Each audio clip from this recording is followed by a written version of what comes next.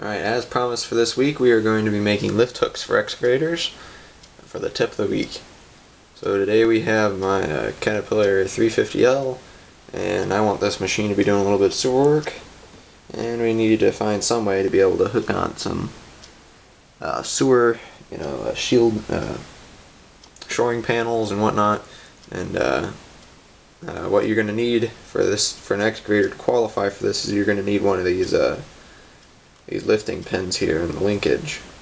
Almost all the Norscot models have them. Some of the Erdl models have them. Some NZG models have them. It just depends on the model. If not, you can sometimes make one. A little hook like that. Or that pin that goes between the two dog bones. Alright. So if materials you're going to need some 20 or 22 gauge wire, picture hanging wire. You can use galvanized wire, you can just use steel wire, it's up to your preference. And you're also going to need some jewelry chain. This I picked up at Joann Fabrics. It comes in this already dull kind of gray, brown, rusty color. I have no idea what color it's called, but it's very fine jewelry chain, and it comes in this kind of rustic color. First thing you're going to do is you're going to want to cut however many links from your chain that you want. I'm going to do just a handful of links today. Pick out how many links we want, and I'll just snip the chain off right there.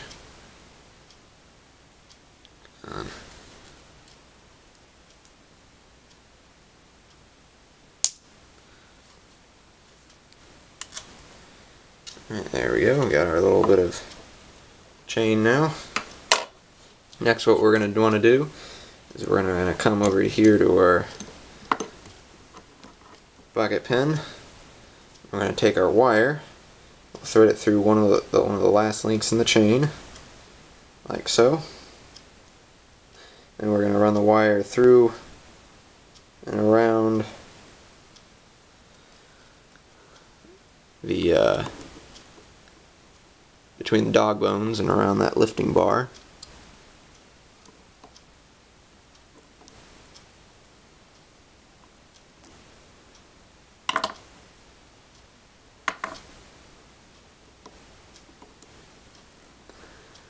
Basically, you're making a miniature link chain, if you will.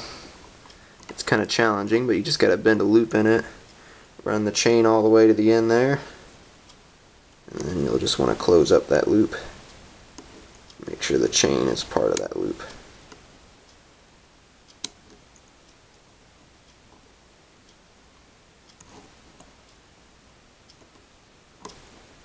Come on.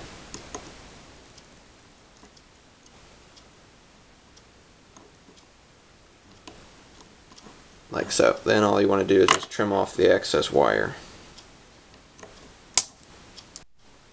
Alright, once you have your wire loop closed up for your dog bone, what you want to do is we're going to want to make the actual hook. So we're going to take our 22 gauge wire again, and we're going to take our needle nose, we're going to grab the very end of the wire, and then what we're going to do is we're just going to bend it halfway around the end of that needle nose there, just forming a small hook. Like so. You can see that.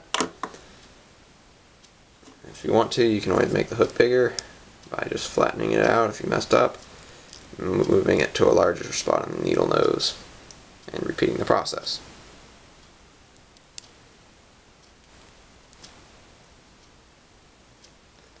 And that way you can get a little bit larger of a hook. Then what you're going to do is you're going to feed your wire through the last link in your chain again. This is the other link of the one you hooked up to your dog bone. Feed it all the way through till you get to about here. And what you're going to want to do is you can do this with your hands, or you can do it with your needle nose, that you're going to want to bend it around that chain link so you can secure your hook to that chain length.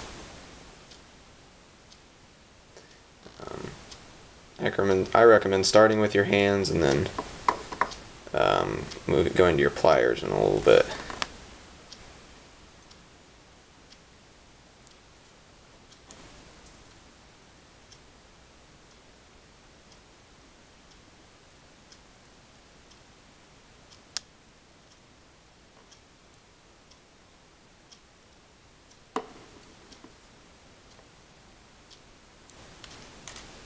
and then you should get to something that looks like this. And as always, we just trim off excess.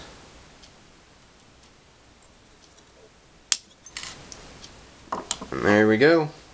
That is it. You have just made a lift hook for your excavator. If you want to, you can make the hook a little bit smaller.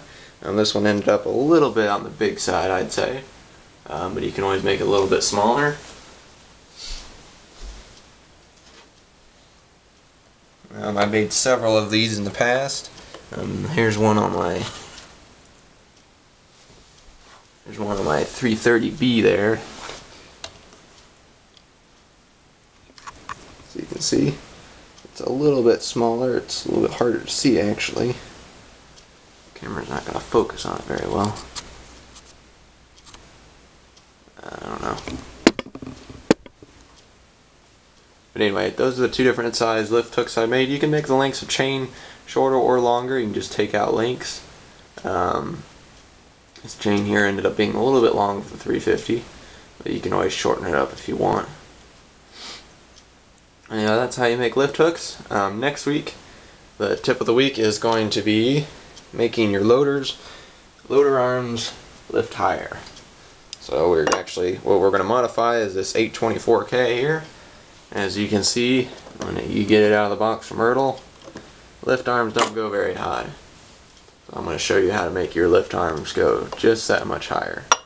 Anyway, that's all for this week. Make sure you stay tuned for next week and watch some of my other videos.